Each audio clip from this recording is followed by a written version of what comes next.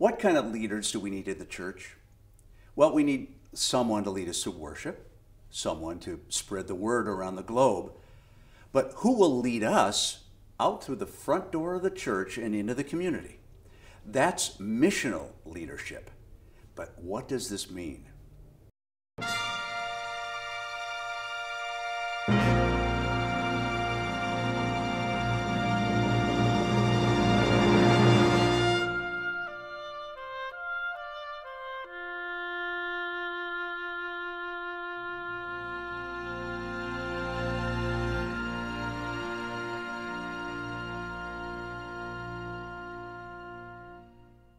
The church is rethinking many things these days, and leadership is one of them. These are times of unprecedented change, and the church finds itself on a mission field right in its own neighborhoods. We need new leaders, missional leaders, who cultivate missional communities which reach this changing world with the love of Jesus Christ. Missional leaders and the communities they serve do not just hang out in church buildings at the hub of their own activities. Outside the safety and comfort of their walls, missional communities are encountering the world as it is. They are learning how to build bridges across economic, social, ethnic, racial, whatever barriers keep people separated from one another and separated from the good news. They are actually getting to know that rapidly growing number of folks who answer none when asked about religious affiliation or preference. They are finding partners among community organizations and working together with them for justice and the care of all creation. It's like the winds of Pentecost are still blowing, and this time blowing these communities of faith right out of those beautiful buildings and onto the streets.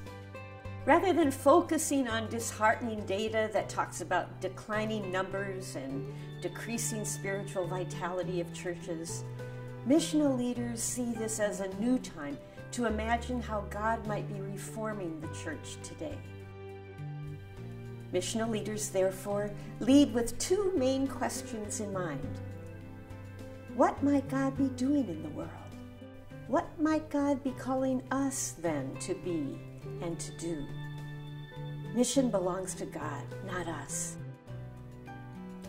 The Bible invites us to run with perseverance the race that is set before us, fixing our eyes on Jesus. It's time to do just that. Fix our eyes on Jesus and stop trying to just fix things in the church. Missional leadership is shared leadership among all God's people. It's rooted in the Trinity, loving, participating, inclining toward one another. Second, missional leadership cannot be contained in church buildings. Missional leaders and the communities they lead show up outside churches because, well, God is there. They connect with the world the way Jesus did. Third, missional leadership is contextual. Sometimes missional communities share faith. Sometimes they share food. Fourth, missional leadership makes mistakes and learns from them. Missional communities take risks, try new things for the sake of the gospel, and by the power of the Holy Spirit, live in forgiveness and hope. Fifth, missional leadership is anchored in missional followership. Follow Jesus. They engage life in a particular way out on the streets, the way of the cross.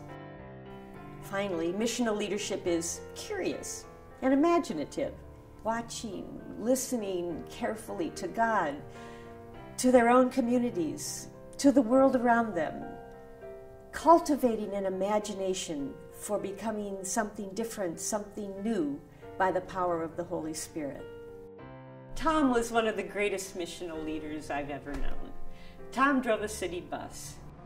He would gather up people in his city bus, share the love of Jesus with them, and invite them to worship on Sundays. Some of them came. He was a missional leader on wheels. Through missional leaders and missional communities, God is cultivating a new openness to the power and the presence of the Holy Spirit in our lives. God is on a mission, and new adventures lie before us.